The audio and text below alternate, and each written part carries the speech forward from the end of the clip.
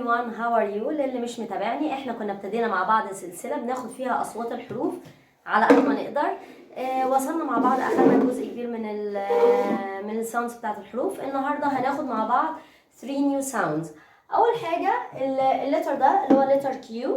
letter Q في غالب الوقت بيبقى followed by U. كو الساوند بتاعه كو كو. queen queen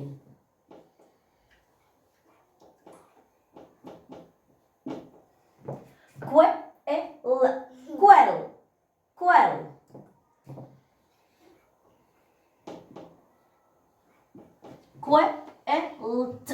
quilt quilt.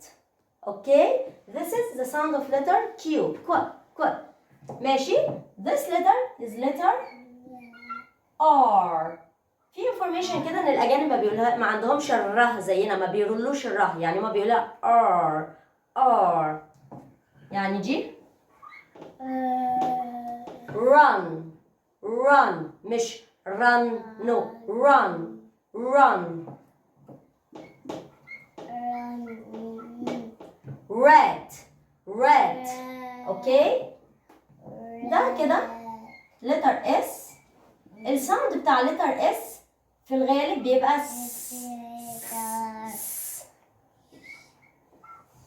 sun sun.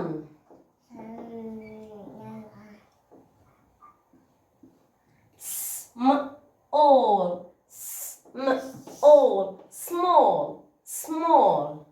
اوكي، في حاجه مهمه لازم نعرفها عن letter S. ان letter S لما بيكون between two vowels، يعني قبله vowel وبعده vowel، بيكون الساوند بتاعه ز ز. like in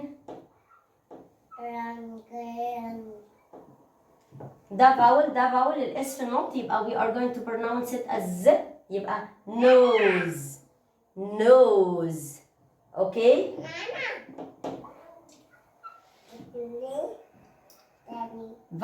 vowel S between two vowels, so we are going to pronounce it z. raise raise. اوكي، في حاجة تانية المفروض نعرفها عن الاس، ان يعني معظم الوقت لما بيجي لي الاس وراها ال، احنا مش بننطق الاس. اس ال ما بننطقش الاس. يعني جي الساوند الكلمة جي احنا بننطقها ايل ايل. في حاجة مهمة عايزة اقولها هنا. احنا هنا في الكلمة جي المفروض ان احنا عارفين ان احنا لما بيجي لنا الاي اي او اي لتر اي بتبقى لونج اي وبننطقها اي. طب احنا هنا المفروض الاي وراها تو ليترز بعد كده الاي. طب احنا ليه نطقناها اي ساوند؟ ليه اديناها الساوند بتاع اللونج؟ لان انا عندي هنا ما عنديش الساوند بتاع الاس، هي ايل، فهي بالظبط كاني كتبتها كده.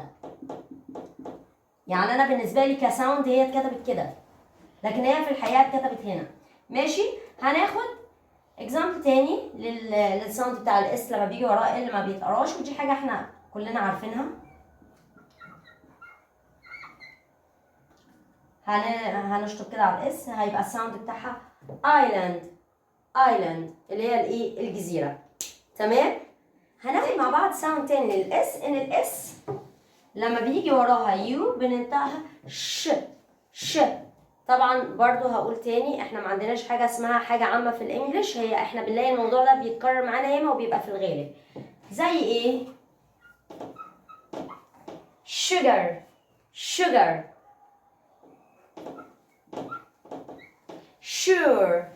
sure. اوكي، هنلاقي برضو ان في كلمات تانية الاس يو ما بننطقهاش ش ساوند زي هنا sun.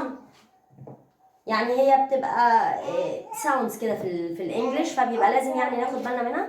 الولاد كل ما هيكبروا كل ما هيتعودوا هيبقوا عارفين الحاجه يعني بمجرد النظر هيبقوا عارفين احنا هنا بنقراها ش ولا ص، وساعتها هيخمنوا وهيطلع تخمينهم صح. اوكي، thank you for listening. See you later and goodbye.